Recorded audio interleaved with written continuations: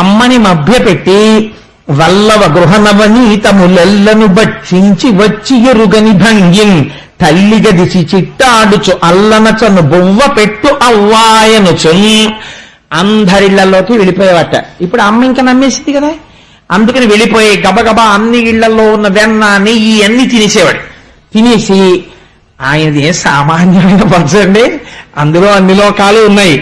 అమ్మ నమ్మకుండా ఉండాలని మూతంతా తుడిచేసుకునేవాట. బయటే శుభ్రంగా ఆడుకుని వచ్చిన వాళ్ళు ఆ మట్టి అవి చేతులకి ఒంటికి బాగా పూసేసుకుని బయటే ఒరే ఎవరు చెప్పకండి అనేవాడు అని ఆ ఆకులకి అలమలకి తుడిచేసేవాడు. ఆవులకి రాసేసేవాడు ఆ వెన్న నెయ్యిని.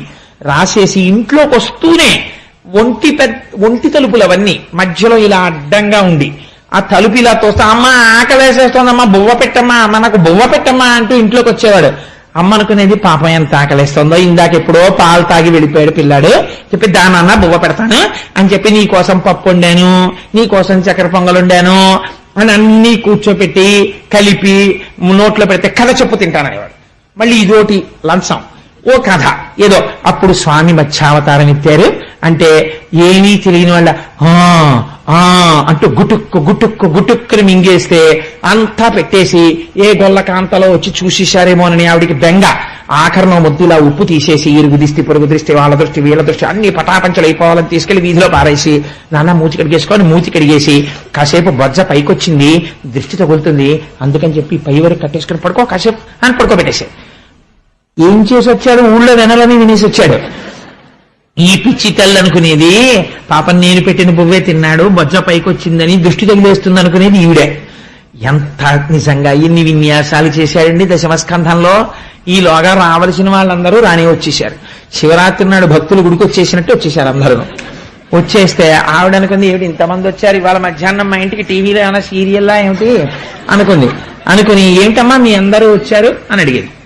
అడిగేటప్పటికి పడుకోమంది కదా లోపల అని రెండని ఆవిడకి ఏం తెలిసి ఎందుకు వచ్చారో రండి కూర్చోండి అంది అమలక్కాలి అని తను కూడా కూర్చుంటే ఆయన వచ్చి చక్కగా కృష్ణ పరమాత్మ అమ్మ నేను నీ దగ్గర పడుకుంటానమ్మా అని చెప్పి ఒళ్ళోకి వచ్చి పడుకుని ఎప్పుడూ అమాయకత్వం ఒకటి అమ్మ పవిట కొంగు తీసి వేలుకు చుట్టేసుకుని ఇలా నోట్లో పెట్టుకు చప్పరిస్తున్న వాళ్ళ మాట్లాడుతుంటే వాళ్ళ వంక అమ్మ వంక చూస్తుండేవాడు. మీరు చూద్దరుగా, నేను అబద్ధం చెప్పట్లేదు, పద్యాలు చూద్దరుగా. మీరు అలా పడుకుంటే అదో సంతోషం. కొడుకు ఒళ్ళో పడుకున్నాడని సంతోషంగా వచ్చిన వాళ్ళందరినీ ఏమిటమ్మా మీరందరూ ఇలా వచ్చారు అని అడిగింది. ఇంకా కంప్లైంట్ సెల్ మొదలు గ్రీవెన్స్ సెల్. ఈవిడికి ఆ సంగతి తెలియదు పాపం.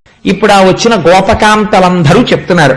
ఒక ఆవిడంది బాలురకు పాలు లేవని బాలింతలు మొరలు పెట్టపక పకన గియా బాలుండాలము చేయుచు ఆలకు గ్రేపులను విడిచి అంబోజాక్షి. ఒక ఆవిడంది అమ్మా నువ్వేమిటో పెద్ద మా అబ్బాయిని పొంగిపోతున్నావు కానీ మీ అబ్బాయి ఎలాంటి పనులు చేస్తున్నారో తెలుసా? బాలురకు పాలు లేవని బాలింతలు మొరలు పెట్ట, తల్లిపాలు లేకపోతే ఆవు పాలు పడతారు. బాలింతలు అయ్యో పిల్లాడికి పాలు పడదామని చెప్పి ఇంక సాయంకాలం అవుతోంది అనుకునే సమయంలో మీ పిల్లవాడు వచ్చి ఆవుల పాలు ఈ వీళ్ళకి దక్కకుండా దూడలు వదిలేసేవాడు. ఆ దూడలన్నీ వచ్చి శుభ్రంగా ఆవుల పాలు తాగేస్తుంటే ఎదురుగుండా చెట్టు కొమ్మ ఎక్కి కూర్చుని అయ్యయ్యో కృష్ణా దూడలను వదిలేసావా అని మేమందరం బాధపడుతుంటే చక్కగా నవ్వుతూ కూర్చునేవాడు చెట్లు ఎక్కి, మాకు దొరకడం. కాబట్టి బాలురకు పాలు లేవని బాలింతలు మొరలు పెట్టపక పకన గియా బాలుండాలము చేయుచు ఆలకు గ్రేపులను విడిచే అంబోజాక్షి. ఇందులో మీరు ఒక్కసారి ఆలోచన చేస్తే మీకు అర్థమైపోతుంది. అది పెద్ద విశేషం, దీని గురించి వివరణ అక్కర్లేదు. మీరు విన్నవాళ్ళు ఈ తప్పూర్వం చాలా మంది మనకి మన కుటుంబం వరకే మన కుటుంబం, నా కొడుకే నాకు కొడుకు, నా కూతురే నాకు కూతురు, ఈ భావన మనకుంటుంది. పక్కింటి వాళ్ళ అబ్బాయి తినలేదనుకోండి నాకేం కావాలి, వాళ్ళ నాయన గారు చూసుకోవాలనుకుంటాను. ఈశ్వరుడు ఆయన జగద్భర్త, ఈ లోకమంతటికి ఆయన తండ్రి. కాబట్టి ఇప్పుడు ఏం చేస్తున్నాడు, రెండు పనులు ఏకకాలమునందు చేస్తున్నాడు. ఆవుదూడలంటే ఉపనిషత్తులు, వాటిని పోషిస్తున్నాడు ఈశ్వరుడు. ఉపనిషత్ జ్ఞానాన్ని పోషిస్తాడు. అందుకని దూడలు వదిలాడు. ఒకటి. రెండు, ఆవు దూడలు మాత్రం ఆ ఆవులు ఎక్కడికో వెళ్లి గడ్డి తిని కుడితి తాగి పాలగా మార్చి మా దూడను వదులుతారు, మా దూడ పాలు తాగాలని ఎంతో సంతోషంగా ఆరైపోతే మీరు ఎప్పుడైనా పశువుల కొట్టాల్లో చూడాలి. ఆ దూడలు కట్టుకొయ్యల నుంచి ఇలా ఇలా గుంజుకుంటుంటాయి. ఆ తల్లుల వంక చూసి వదిలిపెట్టమని తొందరగాను అంబే అంబే నరుస్తుంటాయి. అవేమో అంబా అంబా అని ఆ గడ్డి తినకుండా ఈ దూడల వంక చూసి తొందరగా వచ్చేయమని దీనికో కట్టు దానికో కట్టు, పాపం అది ఊడదీసుకు రాలేదు. ఆ చిన్ని దూడలైతే ఇలా మడకి ఉరేసేసుకున్నట్టుగా ఇలా ఉంటాయి, అంటే అది ఊడిపోతుందేమో అమ్మ దగ్గరికి పరిగెత్తుకు వెళ్ళిపోదామని. ఆఖరిగా యజమాని వస్తాడు, వచ్చి ముందు ఆవు దగ్గరికి వెళ్ళాడు, దూడ దగ్గరికి వెళ్ళి ఆ దూడ మెడలో ఉన్నటువంటి ముడు వదిలేస్తాడు. వదిలేయగానే దూడ పరిగెత్తుకుంటూ వెళ్ళిపోతుంది అమ్మ దగ్గరికి. మీరు అసలు ఆ సన్నివేశం చూడాలండి, ఎంత పరిగెత్తుకుంటూ వెళ్ళిపోతుందంటే చెంగున గెంతుకుంటూ పరిగెత్తుకుంటూ వెళ్ళిపోయి అమ్మ పొదుగులో మూతి పెట్టేసి 3 మాటలు గబ గుద్దేసి ఆ శిరాన్ని ఇలా నోట్లో పెట్టుకుని నాలికి ఇలా మడత పడేటట్టుగా పట్టుకుని చప్పరించి తాగుతుంటే ఆర్తితోటి ఇలా నురగలు వస్తుంటాయి. అంత తాగుతుంటే పొంగుతో ఆవిలా పక్కకి తిరిగి దాన్ని నాలికతో నాకుతూ తన వాత్సల్యం అంతా దూడ మీద చూపించి పాలు వదిలేస్తుంది. 2 గుక్కలు ఇది ఇంకా ఆకలి తీరదు. మనం ఆ దూడను లాగేసి స్తంభానికి కట్టేసి వీడి గిన్నెలోకి పితికేస్తుంటాడు వీడి పిల్లాడి కోసం. దాని దూడ దాని పిల్ల కాదు, నీ పిల్లడు నీకు ఎక్కువ, దాని దూడ నీకు తక్కువ. కానీ ఆ అరగంట ఆవు ఎంత క్షోభ అనుభవించిందో. ముందు అది కొంచెం కడుపు నిండిపోయిన తర్వాత దూడ కడుపు నిండా తాగింది. ఇంకింతకన్నా ఆవు దూడ ఎక్కువ పాలు తాగితే వాతం చేస్తుంది. అప్పుడు తెచ్చి కట్టి నువ్వు పాలు పెతుక్కో, ధర్మం అయిపోతుంది. ఏమో పాలన్ని ఇస్తుందో ఇవ్వదో, నా పిల్లాడికి ఉంటాయో ఉండవో, మిగిలితే దూడ తాగుతుంది, లేకపోతే ముందు నా పిల్లాడికి ఉండాలి. ఎంత క్రౌర్యం నీకు! ఈశ్వరుడికో ఆ ఆవు తన బిడ్డే, ఈ దూడ తన బిడ్డే, అందుకు ఆయన వదిలేడు. నువ్వు ఆయన్ని వంక పెట్టడం ఎందుకు? నువ్వా దొంగవి, ఆయన దొంగ. ఆయన దొంగ కాదు, నువ్వు దొంగ. నీ దొంగతనం దాచుకుని ఆయన ఎందుకు దొంగతనం చెప్తున్నావు నువ్వు చోరలీలా అని. ఎవరి దొంగ బ్రతుకు వాళ్ళని బయట పెడుతున్నాడు స్వామి. అందుకని బాలురకు పాలు లేవని బాలింతలు మొరలు పెట్టపకపకన గియా బాలుండాలము చేయుచు ఆలకు గ్రేపులను విడిచే అంబోజాక్షి పడతి నీ బిడ్డడు మా కడవలలో నున్న మంచి కాగిన పాల పడచులకు పోసి చిక్కిన కడవలపో నడిచే ఆజ్ఞ కలదో లేదో. ఇంకో ఆవిడంది ఎంత దెప్పి పొడిచిందో చూడండి. అంటే you don't have any discipline, నీకు అసలు క్రమశిక్షణ లేదమ్మా. మీ పిల్లడికి ఎలా వస్తుంది, ఎక్కడి నుంచి వస్తుంది? ఏం చేశాడో తెలుసా?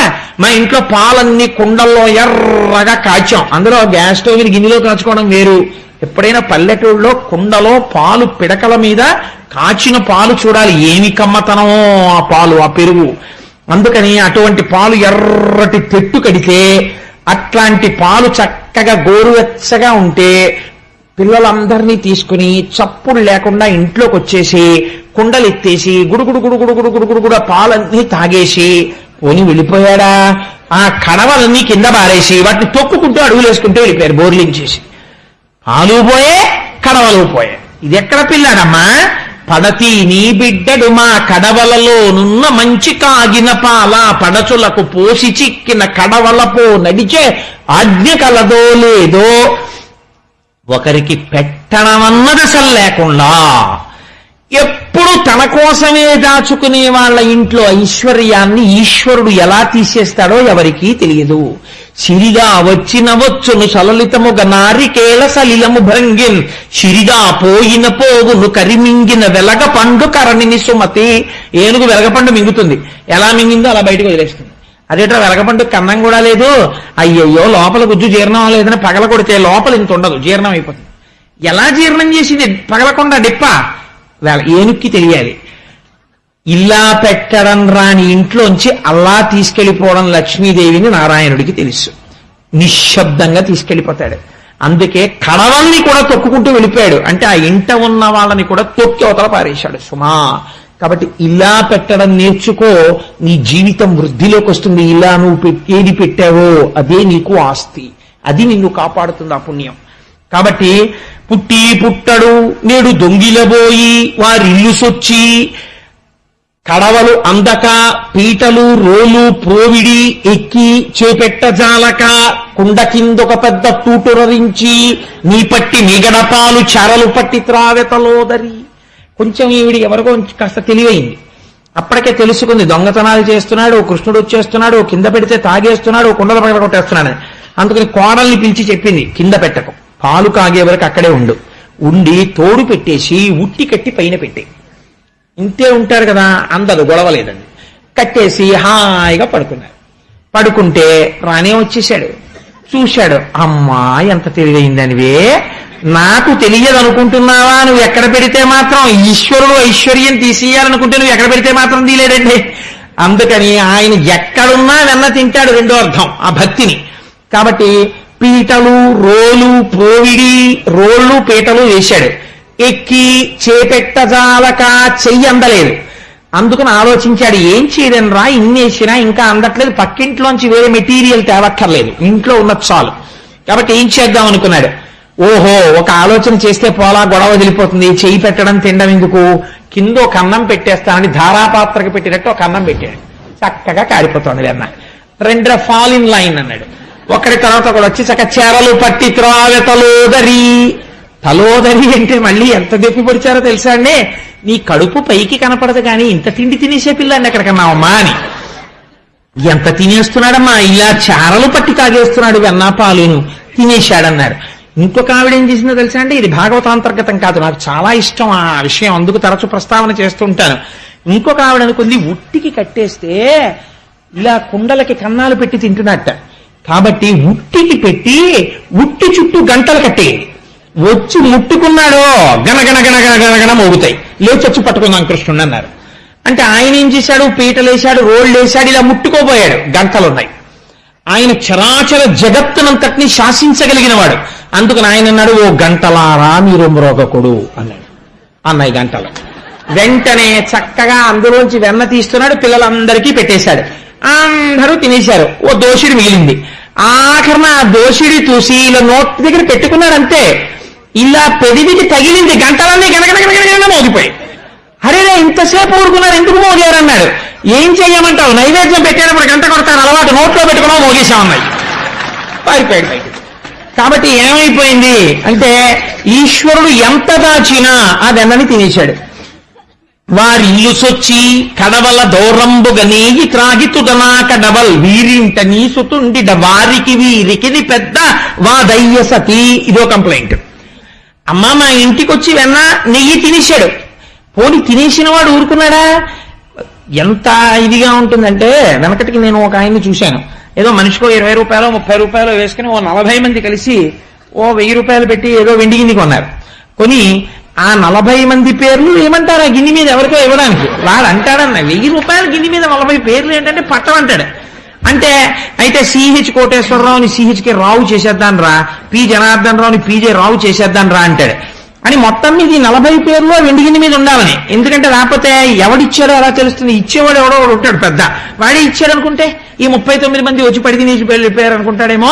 40 పేర్లు దాని మీద ఉంటే ఆ తర్వాత ఆయన లైట్ కింద కూర్చుని గిన్నె తిప్పుకు చూసుకోవాలన్నమాట. అందుకని అంత చిత్రంగా ఉంటుంది ప్రపంచం. అందుచేత దేవాలయమే కాబట్టి ఇక్కడే చెప్పించాడు భాగవతం పరమాత్మ, లేకపోతే ఎందుకు చెప్పిస్తాడు?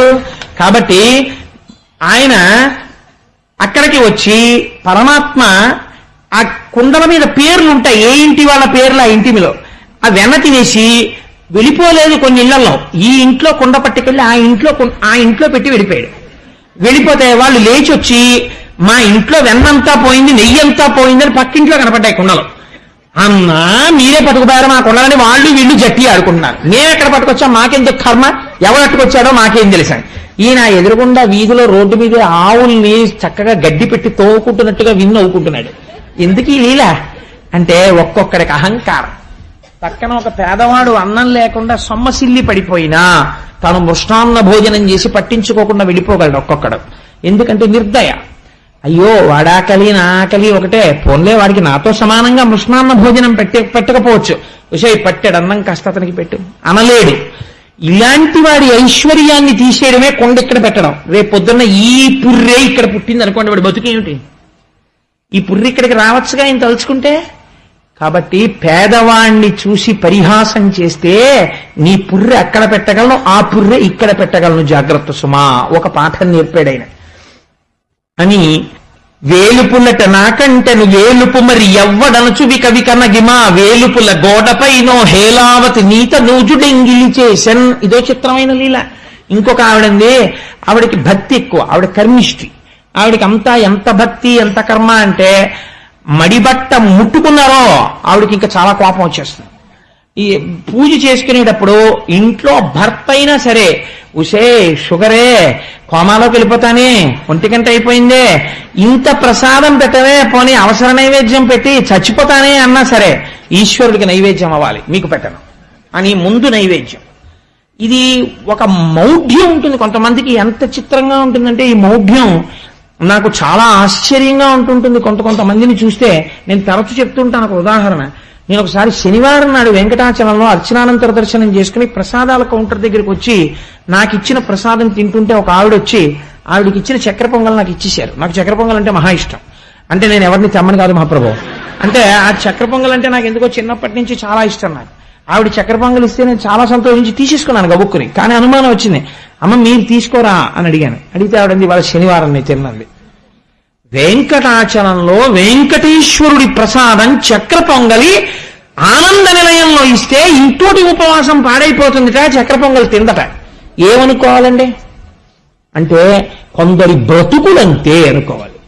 అంటే అది ఇంకా ఎంత మౌఢ్యం అంటే అసలు ఆ మౌఢ్యానికి అర్థం ఉండదు. ఒక్క మాట, ఈశ్వరుడు ఈ రోజు వెంకటాచలపతి తన చేతితో నేను ఇవి చేసిన ఉపవాసములకు మెచ్చి ప్రసాదముగా నాకు ఇది ఇచ్చాడు, అనుగ్రహం నాకు ఇవ్వాల్సి చేస్తున్న ఉపవాసమే పూర్ణాహుతి ఉపవాసం. అసలు అనుకున్న ఆవిడ తినగలిగితే ధన్యురాలు అయిపోయింది.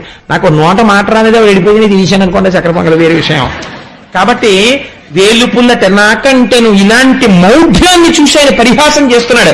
ఒక ఆవిడ చక్ర పొంగలెట్టింది, పులిహారెట్టింది, దేవుడికి కూడా పెట్టదు పట్టాన. అవన్నీ కప్పేసి ఓ స్తోత్రం మీద స్తోత్రం, ధ్యానం మీద ధ్యానం, ఒక్కొక్కళ్ళకు ఉంటుంది 46 స్తోత్రాలు చదవాలి. అందుకని ఆ 46 అయిపోయేంత వరకు ఎవ్వరికి అర్థం కావు 46 ఏమిటో. ఏం చదివిందో ఆవిడికి తప్ప ఈశ్వరుడికి కూడా తెలియదు. ఇలా విని సరస్వతీదేవిని తీసుకొచ్చి ఆవిడ ఏం చదువుతోందో చెప్పమ్మా అంటే సరస్వతీదేవిలా విన్నా కూడా అర్థం కాదు. ఎందుకంటే విశ్వం ఒకటే తెలుస్తుంది మనకి. ఆ తర్వాత ఎప్పుడో వనమాలి గదీశాంగి అర్థం ఉంది, లోపల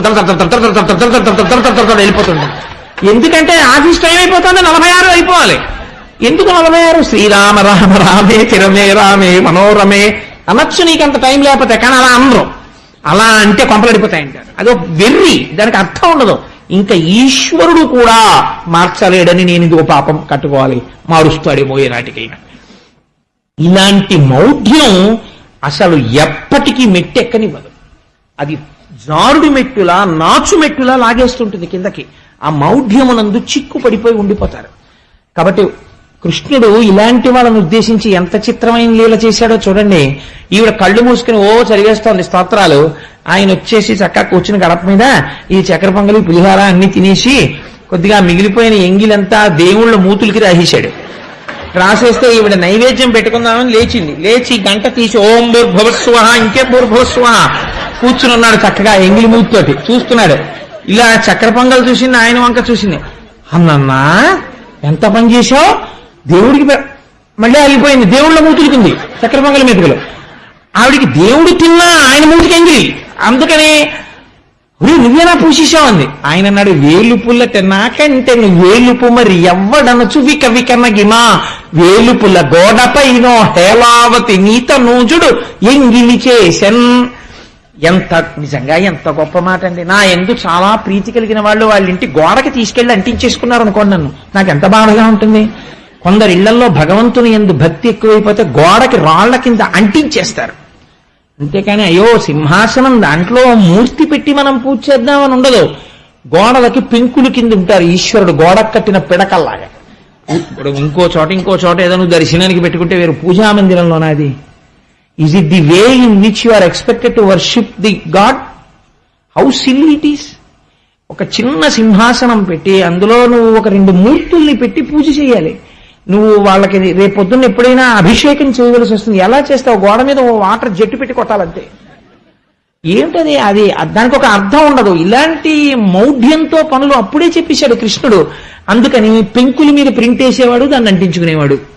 కాబట్టి ఇవి తీసుకొచ్చి ఆయన వాటన్నిటిగా గోడకి ఎంత స్పష్టంగా వాడారో చూడండి. పోతన గారు వేలుపుల్లట నాకంటే వేలుపు మరి ఎవ్వడనుచు విక వికన్న గిమా, వేలుపుల గోడ పైనో హేలావతి.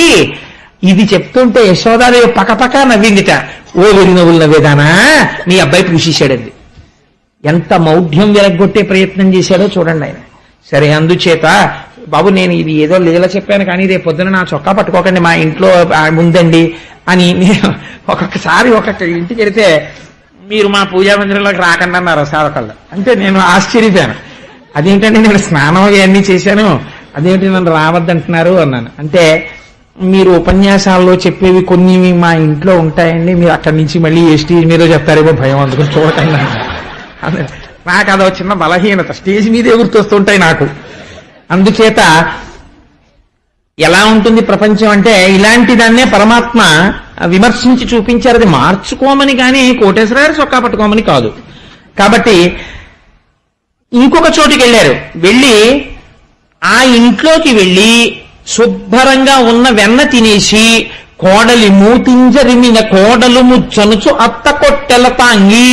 ఇంకో చిత్రం ఏమిటో తెలుసా అండి, వారి ఇల్లు సొచ్చి కడవల దూరంబుగా నెయ్యి త్రాగి ఆ నెయ్యంతా తినేసి వెళ్ళిపోయే ముందు అత్త కోడలు కలిసి పడుకుని ఉన్నారు. ఆ కోడలి మూతికి నెయ్యి రాసి వెళ్ళిపోయారు ఆయన. పొద్దున్నే నిద్ర లేవగానే అత్తగారు కడవల వంక చూసుకుంది, నెయ్యి లేదు. కోడలు మూతి వంక చూసింది, నెయ్యి ఉంది.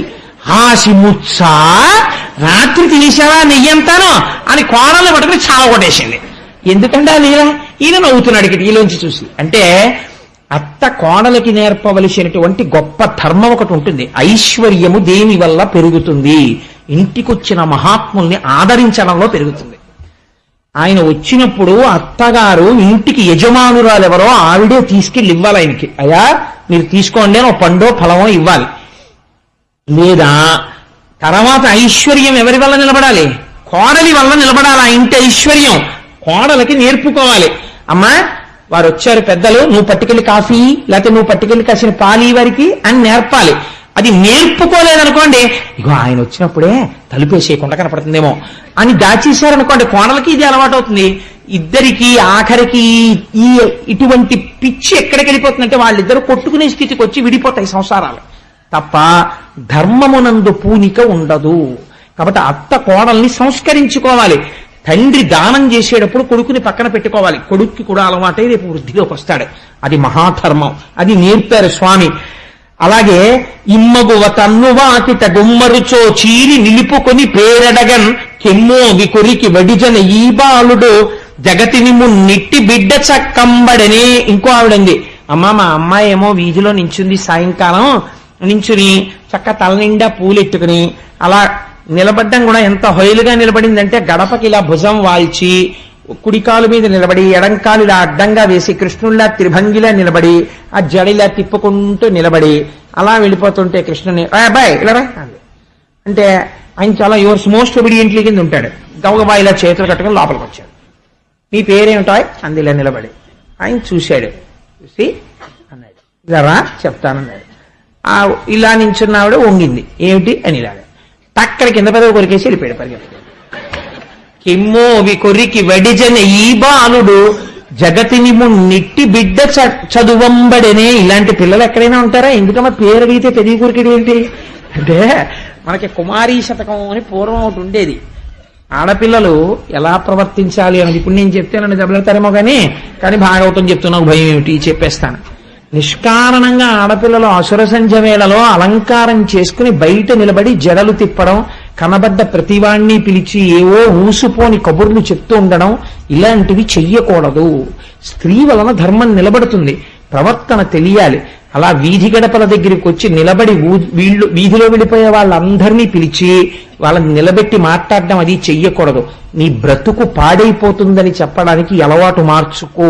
కెమ్మో వికరికి వడజన ఈ బాలుడు జగతిని మున్నిట్టి బిడ్డ చక్కంబడనే. పైకి చాలా హాస్యాస్పదంగా ఉంటుంది లీల, లోపల గంభీరమైన అర్థం ఉంటుంది. చేబంతి తప్పెపడనని ఒకళ్ళింట్లోకి వెళ్ళాడు. ఎంత చిత్రంగా చెప్పాడంటే, యాండి ఆడుకుంటుంటే మా బంతి మీ గోడ దాటి లోపలికి వచ్చింది, తీసుకోవద్దా అండి అన్నాడు. అంటే అయ్యో అదేంటో అబ్బాయి తీసుకో అన్నారు. గేటు తీశారు, లోపలికి వెళ్ళాడు. చేబంతి తప్పెపడనని ప్రాబల్యము తోడ వచ్చి స్నానము చేయు. వాళ్ళ కూతురు స్నానం చేస్తోంది. స్నానం చేస్తుంటే ఆ అమ్మాయి స్నానం చేస్తూ గోడ మీద వేసుకున్నటువంటి చీర తీసుకుని పారిపోయాడు. బంతి తీసుకుంటానన్నవాడు. ఎందుకు అలాంటి పని చేయడం అంటే, చేబంతి తప్పెపడినని ప్రాబల్యము తోడ వచ్చి భవనము వెనుకన్. ఆ భవనము వెనకాతల ఉన్నటువంటి స్నానాల గదిలో స్నానం చేస్తున్న ఆడపిల్ల యొక్క వలువలు తీసుకుని పారిపోయాడు. అది ఆ లీలలో. అంటే స్నానం చేసేటప్పుడు దానికి ఒక హద్దు ఉంటుంది. ఎందుకంటే సూర్యచంద్రాది గ్రహములు ప్రకాశిస్తున్నటువంటి సమయంలో ఒంటి మీద వస్త్రం లేకుండా దిగంబర స్నానం చెయ్యకూడదు. అది జలాధిదేవత అయినటువంటి వరుణుడి పట్ల అపచారం. ఇలాంటి తప్పు పనులు చేసేటటువంటి వాళ్ళకి ఒక పాఠం చెప్పడానికి ఆయన వస్త్రం తీసుకెళ్లిపోయాడు. ఒంటి మీద బట్ట కట్టుకుని ఉండాలి, స్నానం చేసేటప్పుడు కూడా ఏదో ఒక వస్త్రం ఉండాలి అన్న ఎరుకలేని నీకు వరుణుడి పట్ల అపచారం చేసే నీకు బట్టలు ఎందుకు అని బట్టలు పట్టుకుపోయాడు ఆయన. అది ఆ లీలలో ఉన్నటువంటి అంతరార్థం. దానివల్ల మనం ఒక ప్రయోజనాన్ని తెలుసుకోవాలి, ఒక మర్యాద తెలుసుకోవాలి. కొడుకులు లేరని వకసతి వగవగ తన్ను మగనిగా గైకొని కొడుకులు కలిగెదరనిపై పడినాడిది వినుము శిశువు పనులే తల్లి. వెళ్ళిన కొద్దీ కొంచెం కఠినంగా ఉంటాయి, మీరు విశాల హృదయంతో వినండి. ఎందుచేత అంటే ఆ లీలలు చాలా గొప్ప లీలలు, విని తీరవలసినటువంటి లీలలు. ఏదో ఆడవాళ్ళందరూ మధ్యాహ్నం భర్తలందరూ వెళ్ళిపోయారు, అందరూ కూర్చుని మాట్లాడుకుంటున్నారు. పాపం అందులో ఒక కోడలు బయటికి వచ్చింది. వస్తే అయ్యో పాపం పెళ్ళైపోయి 3 ఏళ్ళో 4 ఏళ్ళో అయిపోయింది, కడుపున కాయలేదమ్మా ఈ పిల్లకి అని మాట్లాడుకుంటున్నారు. మాట్లాడుకుంటుంటే బయటకు వచ్చినటువంటి కోడలు కళ్ళమ్మట నీళ్లు పెట్టుకుని లోపలికి వెళ్లి కూర్చుంది. కృష్ణ పరమాత్మ చూశారు.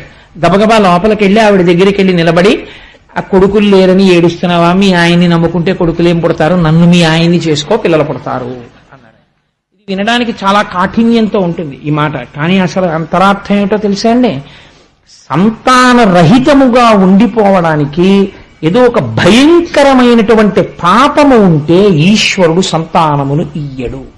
పితృదేవతానుగ్రహం పోతుంది, దేవతల ఆగ్రహంతో వంశం వర్ధిల్లదు, ఆగిపోతుంది, పిల్లలు పుట్టరు. ఇప్పుడు ఈ పాపాన్ని ఎవ్వరూ తీయరు. ఎవరు తీస్తారంటే దయాళువు కనుక ఆ స్వామి కాళ్ళు గట్టిగా పట్టుకుంటే ఆయనే ఈ పాపం తీసి మళ్ళీ తల్లిని చేస్తాడు, తండ్రిని చేస్తాడు. అందుకే అన్నమాచార్యులు వారు పుట్టుగొడ్రాళ్లకు బిడ్డలిచే గోవిందుడే వేడుకొందామా, వెంకటపతి వెంకటేశ్వరుని వేడుకొందామా అంటారు. అందుకని అసలు నిజంగా సంతానం కలగకూడదని జాతకంలో ఉన్నా కూడా సంతానం ఈయగలిగినటువంటి ప్రభువు నన్ను భర్తని చేసుకో అంటే అర్థం ఏంటో తెలుసా అండి? పతిం విశ్వస్యాత్మేశ్వరగం శాశ్వతగం శివమచ్యుతం. ఈశ్వరుడున్నాడని నువ్వు నమ్ము. భర్త భార్య పిల్లలు కలగలేదని బెంగ పెట్టుకోకు, నన్ను లోపల నమ్మమ్మా, నీకు కొడుకు పుడతాడు, బెంగ పెట్టుకోకు అని ఆయన ఇచ్చిన అభయం లోకానికది. కాబట్టి వ్రాలగ వచ్చిన ఈ సతి చూలాలం తొలగమనిన చూలగుటకు ఏది మూలము చెప్పమన ఈ బాలుడు జగతిని మున్నిట్టి బిడ్డ చదువంబడినే. ఒక ఆవిడ అడిగింది, ఆవిడేదో 2 గర్భిణి, 9 నెలల గర్భిణి. ఆవిడ ఎవరు అడ్డొచ్చినా ఓ మీరు పడకండి అంటుంది. సహజం కదా. అలా ఉంటే కృష్ణుడు ఎక్కడి నుంచో పరిగెత్తుకుంటూ వచ్చేస్తున్నాడు. అందులో ఆయనకి ఎదురుకుండా ఇలా వేణు ఓటు పెట్టుకుని వచ్చేస్తున్నాడు. వచ్చేస్తుంటే ఆవిడ ఓ మీరు పడుకుంది అంటే టక్క నాగి ఎందుకు పడకూడదు అన్నాడు. ఇది ఆయన ఏమైనా అడిగితే మళ్ళీ ప్రశ్నేస్తాడు, ఎందుకు పడకూడదు అన్నాడు. ఎందుకు పడకూడదు ఏమిట్రా, నేను నీళ్లు వేసుకున్నాను నిండు చూలాలని అంది ఆవిడ. నువ్వు చూలాలు ఎలా అయ్యావో అన్నాడు.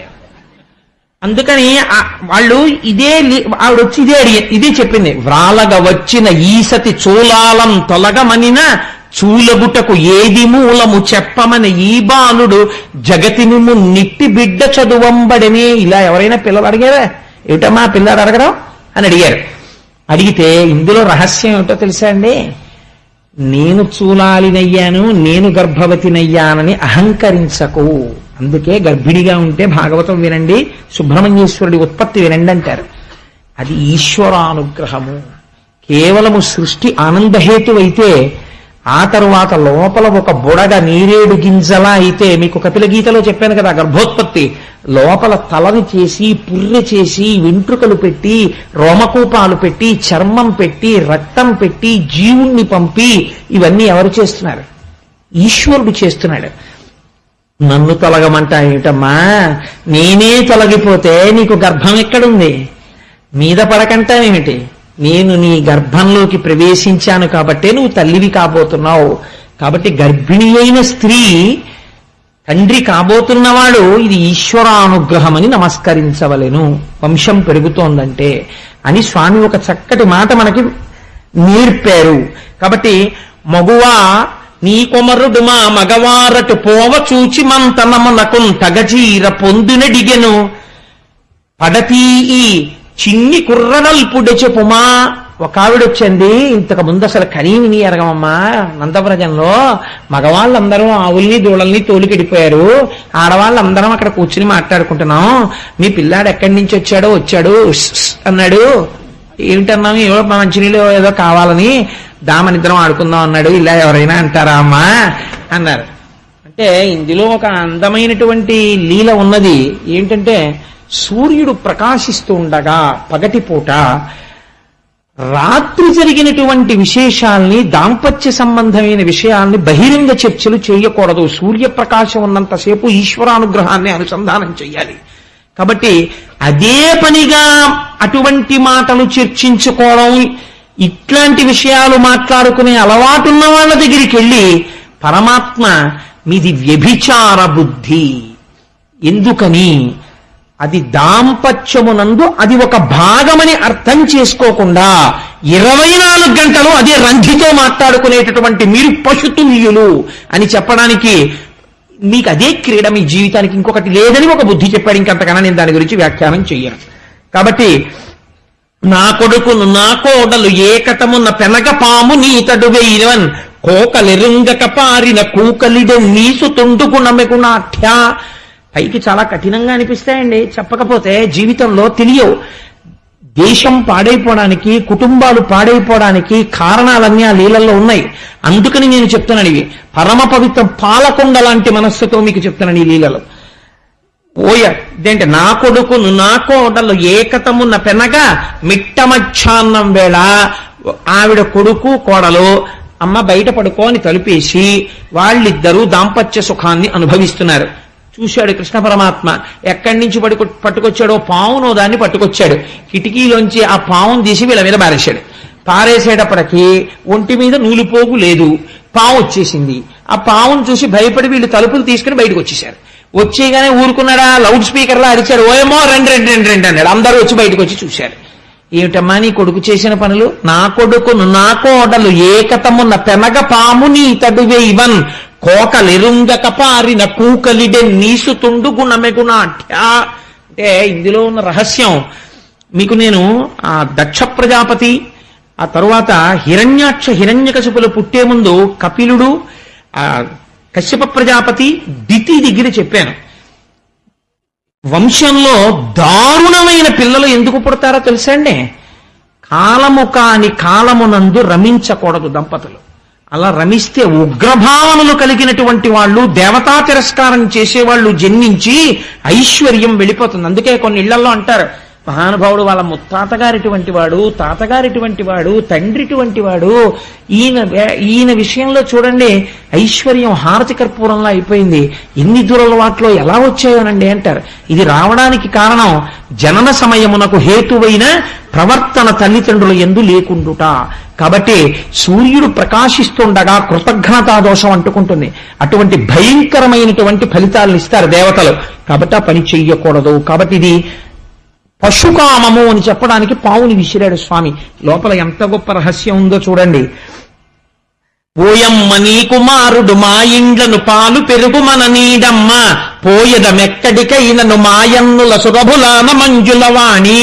ఆఖరికి వాళ్ళు అన్నారు, అమ్మా ఇంకా నీ కొడుకు ఎలాగో మా ఇంట్లో పాలు పెరుగు బతకనివ్వడు, ఈ ఊరు విడిచి వెళ్ళిపోతామమ్మా, ఈ ఊళ్ళో ఆవుల మీద మా అన్నగారైనటువంటి నందమహారాజు గారి మీద ఒట్టు, మేమందరం వెళ్ళిపోతున్నామమ్మా అన్నారు. అంటే ఆవిడ చూసి అంది, ఇవన్నీ ఎప్పుడు చేశాడంది. ఇవాళ పొద్దున్నే లేటెస్ట్ క్రైమ్స్ ఇవన్నీ, పాత ఛార్జ్ షీట్ కాదు ఇది, కొత్తగా ఇవాళ పొద్దున చేశాడమ్మా. ఎక్కడున్నాడు? ఇంట్లోనే మొలగంట టింగ్ టింగ్ టింగ్ టింగ్ అని మోగుతుంటే గోడవారు ఉన్నాడు. పిలిస్తే వచ్చాడు. ఆవిడేమో పాలిస్తే అమ్మా నేను ఆడుకుని వస్తానమ్మా అని వెళ్ళాడు.